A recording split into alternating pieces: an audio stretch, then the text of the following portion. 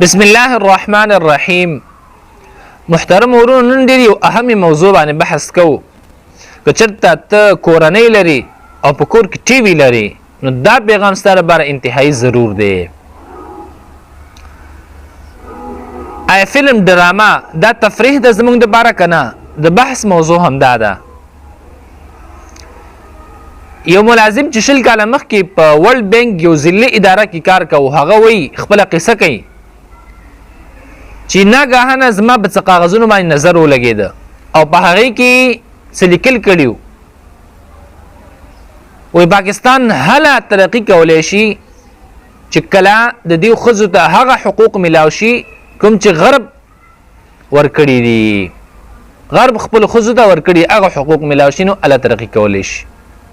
او یاد ولرئ چې دا خبره یوازې په پاکستان کې نه بلکې په ټولو اسلامي ملکونو کې دی ایجنډا باندې کار روان دی، ډېر په تیزۍ سره روان دی.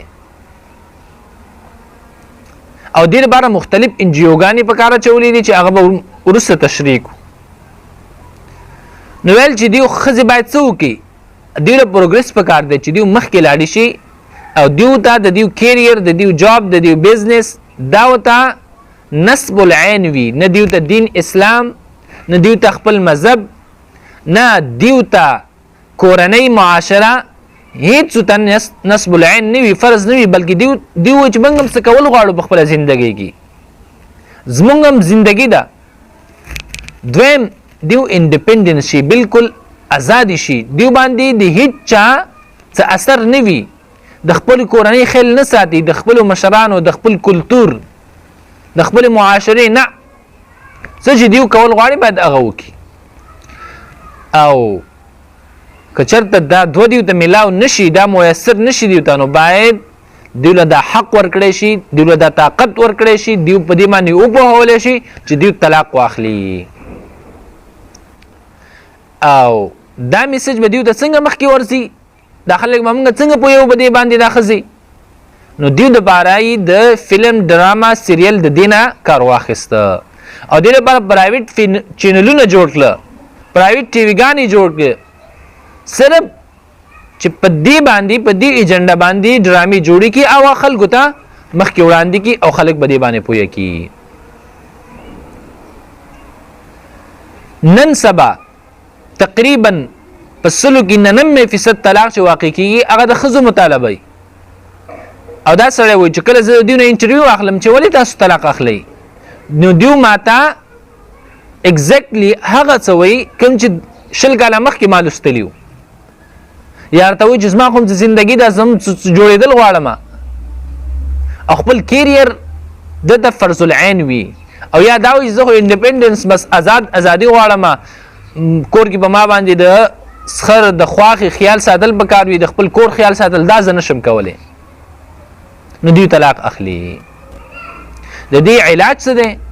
علاج دا دی چې ټي وي او دا زهریلا قصې په خپلو کورونو کې بندي کو. او دا یو تفریح نه، موږ پوهیږو چې دا زموږ دپاره زهر دی، زموږ د کورنۍ دپاره، زموږ د معاشرې دپاره دا یو زهر دی، دا تفریح نه ده. او دا د څو صدیو نه دا قصه روانه ده او ډېره په تیزۍ سره روانه ده. د دې لپاره مختلف انجیوز، مختلف چینلونه، میډیا دا ټول په کار شوي دي او دا خبره خلکو ته کوي او دا مخکې وړي. ښځې خپل کور په خپله ورانوي، خپلې خپې خپله په تبرګو باندې وهي او خپل کورونه ورانوي صرف د دې زهریلا ډرامو د وجې نه.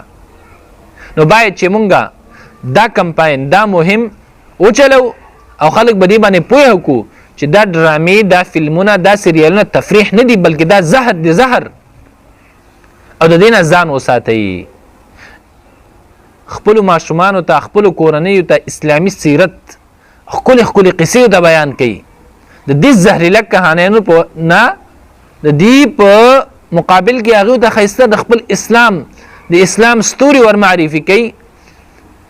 ډېره د افسوس خبره ده چې مونږ خپل پیغمبر او صاحب د خپل پیغمبر ملګرو اصحاب کرامو سیرت نه پیژنو او نن سبا د دې فاحشو د دې هر یو سیرت د دې هر څه مونږ ته معلوم دي. وجه دا ده چې مونږ خپل بچو ته کله هم د خپل دین باره کې معلومات نه دي ورکړي بلکې ټول عمر هم ټي وي ته کېنولي دي او ټي وي کې دغه زهريله اشیاء د دیو په ذهنونو کې انجکشن شوي پچکاري شوي دي.